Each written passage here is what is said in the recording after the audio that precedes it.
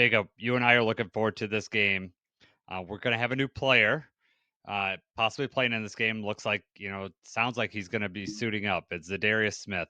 Had the big trade, long rumored, long thought about. It happened. What do you have to say about it?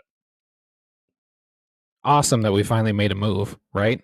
I guess that they said he's not actually going to be in Detroit or not actually going to be in the building until Friday, Hmm. and he's, I guess, going to travel and go ahead and give it a shot and play on Sunday in a rotational role. So that's going to be interesting to see how that goes. I don't know if you saw they talked to JMO about it. JMO said that we turned the defense up to a whole nother level.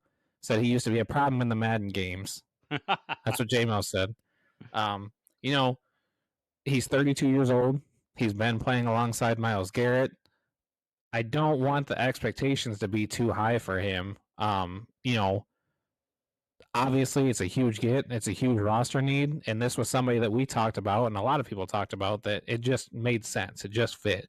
Um, seems like a Lions player. He fits the mold. He played for both Green Bay and Minnesota. So he definitely knows what NFC North football is about. You know, I'm very happy that we got him. I'm happy that we didn't have to give up very much as well. I just I don't think expectations should be sky high just yet. I think him doesn't make the defense what it was when Hutch was around. But he's going to be able to create pressure. He's going to be more effective on the outside than some of the other rotational pieces that we've been using. So yeah, definitely think he amps up the defense. I'm really really excited that we got him. What are your thoughts? I'm happy that number one, a move's made. It just reaffirms that we're in our window. It's going to be a big window. This is not just this year, but Brad Holmes keeps improving the team. I was just happy from the angle of like it was kind of expected, and then it finally happened. I was in line voting when it came up. I know you were at work, and we were both the bubbles on both of our phones started showing at the same time. We're Yeah, typing, and we both had it's to see happening. It's happening. it finally happened. So it was exciting. I'm with you. Let's temper expectations. He's not Hutch. He's not gonna. No one's Hutch.